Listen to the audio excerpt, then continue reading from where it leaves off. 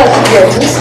Nous nous appelons Anas, Lionel et Albert. Et pendant les 10 prochaines minutes, nous allons vous présenter notre projet qui s'appelle Tac-o-Tac, et ce selon 5 chapitres. Le premier est celui de la problématique.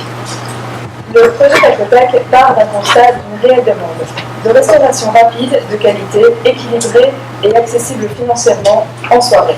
En effet, nous constatons face à cela un réel manque dans l'offre. En soirée, nous sommes souvent confrontés à deux possibilités. La première, c'est celle du fast-food, bas de gamme, à un prix qui environne les 4 €. Et la deuxième, c'est celle de la restauration classique, coûteuse avec un prix minimum de 12 à 15 € et demandeuses en temps. Le produit que nous vous proposons est d'origine sud-américaine. Le taco d'une part et le burrito de l'autre. En quoi consiste-t-il? Le taco, comme le burrito, contiennent un quart des besoins énergétiques journaliers, alliant fruits, légumes, protéines, féculents et oligo-éléments. Par leur grande variabilité, nous saurons adapter les goûts du taco comme du burrito au goût de notre cible, tout en dépaysant notre client à la fois en termes de goût et de présentation. Ce constat se fait rapidement confirmé par le développement progressif de telles enseignes dans plusieurs capitales du monde. En effet, des concepts semblables à ceux de Tac-o-Tac se sont développés successivement aux États-Unis il y a plus ou moins 20 ans, à Londres il y a 7 ans, à Paris il y a 2 ans, à Lille il y a plus ou moins 6 mois.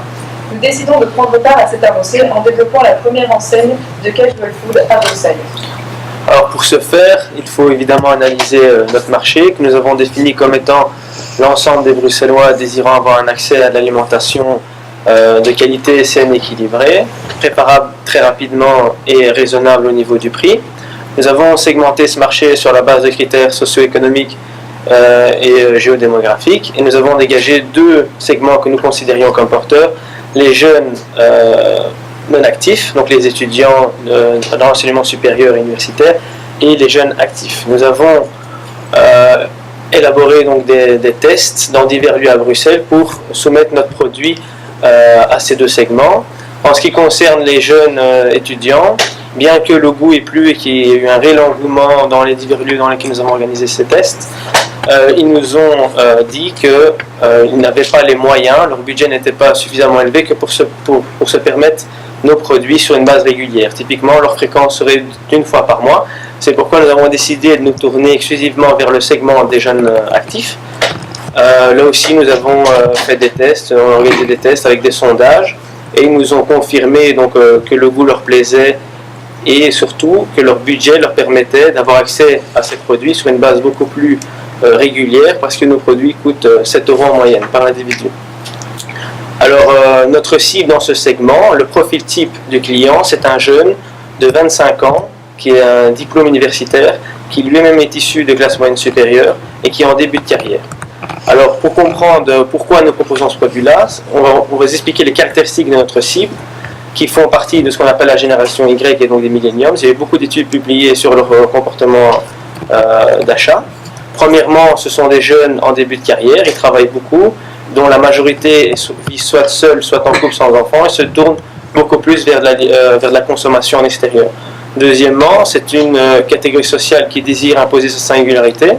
Elle ne désire plus être vue comme un consommateur dans une masse, mais imposer en tant qu'individu. C'est pourquoi nos produits sont 100% personnalisables. Il est quasiment presque improbable que 2 personnes aient exactement le même produit, et ce, à des coûts moindres pour l'entreprise. Alors, une troisième caractéristique, c'est le fait que le lien entre les études et le niveau social des parents est un fait avéré. Et comme ils ont un diplôme universitaire, statistiquement, ils font partie des classes moyennes supérieures. Et donc, c'est la classe sociale qui a été le plus sensibilisée sur les questions de l'impact de l'alimentation sur la santé. C'est pourquoi ils se tournent préférentiellement vers l'alimentation équilibrée et saine. C'est d'ailleurs ce marché-là, ces gens-là, qui sont le moteur du marché dit bio. Alors maintenant, on peut s'attaquer aux menaces. Alors nous avons identifié principalement 2 menaces. Premièrement, ce sont la quasi-inexistence des barrières à l'entrée. Et deuxièmement, c'est la difficulté de trouver un équilibre entre le coût pour l'entreprise et la qualité que nous recherchons. En ce qui concerne les nouveaux entrants, la barrière à l'entrée sera notre brand image, ce sera l'identité de Tac-o-Tac. C'est une identité qui passera par la création d'un site web qui est fait en collaboration bénévole avec un proche de Charlotte, dont voici une ébauche du site web. Alors la deuxième collaboration que nous avons pour notre brand image, pour créer l'identité de Tac au Tac, c'est un aménagement de qualité, une marque Tac au Tac qui sera dans tous les lieux, dans toutes les diverses antennes. Et nous faisons, c'est la conception donc, de ce lieu est fait en collaboration avec un atelier en architecture spécialisé en décoration intérieure et extérieure en zone commerciale qui s'appelle Sherman & Taylor. L'avantage de cette collaboration, c'est le fait que ce sont des professionnels qui nous aident pour concevoir l'identité de la marque, mais surtout que c'est une collaboration gratuite puisque le CEO de Sherman & Taylor est un parent de Lionel. Alors maintenant, nous allons parler des concurrents. Alors, la deuxième menace. La deuxième menace, c'est donc l'équilibre entre le coût et la qualité. Nous chercherons une qualité optimale pour nos consommateurs parce que c'est un besoin que nous avons identifié de notre cible. C'est pourquoi nous avons calculé la marge brute en termes de matières premières qui est de 64%, ce qui représente 8% de moins des normes sectorielles. Mais là où Tac au Tac a un réel avantage, c'est qu'elle est demandeuse en termes de travail de beaucoup moins d'employés que ses concurrents directs. C'est-à-dire qu'en termes de restauration rapide, normalement c'est 25% de la marge qui est engloutie dans la force de travail. Tac au Tac aura besoin que de 19% de cette marge brute pour rémunérer ses travailleurs. Alors, donc là, il y a les divers coûts. Et maintenant, on peut parler de nos concurrents. Nous considérons qu'il n'y a qu'un seul concurrent vraiment direct, c'est Mamaroma, c'est une chaîne de restauration rapide XLoise, parce qu'il pratique les mêmes prix que nous, 7 € par individu, et qui touche la même cible que nous. Cependant, après l'étude de ces comptes, on a vu que leur business model s'essouffle, et selon plusieurs analyses, c'est dû à un échec de la standardisation de leurs produits, chose que nous n'aurons jamais puisque nous avons déjà établi des protocoles de standardisation de nos produits. En gros, la qualité de nos produits ne diffère pas en fonction du lieu et ni de la personne qui les fait. Donc c'est un avantage et un problème que nous n'avons pas. Alors maintenant on peut parler du plan commercial. On va parler de deux aspects, l'attraction du client et la fidélisation de celui-ci. Pour attirer le client, ce que nous allons faire, c'est aller directement au cœur de notre cible et nous implanter dans des quartiers où on retrouve une majorité de gens appartenant à notre cible. C'est pourquoi nous allons utiliser un programme développé par un professeur à Solvay en supply chain qui permet de classer les quartiers en fonction de critères tels le flux des piétons, les revenus des habitants, le revenu des chalands, l'âge, l'animation.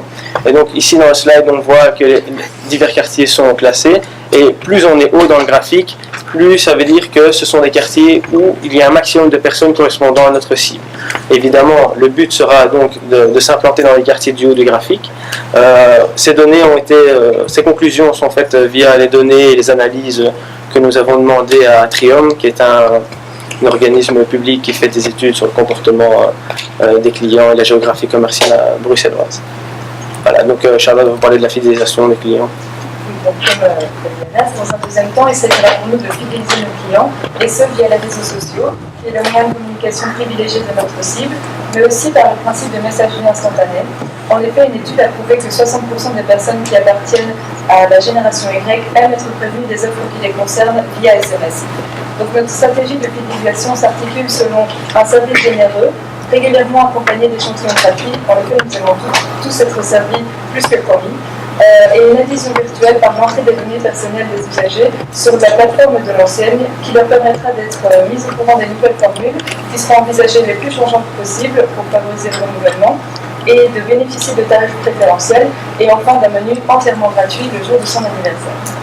Enfin, lorsque cette fidélité sera arrivée à maturité, nous décidons de prévoir tout essoufflement éventuel par la mise à disposition d'offres complémentaires comme des cartes de membres, etc.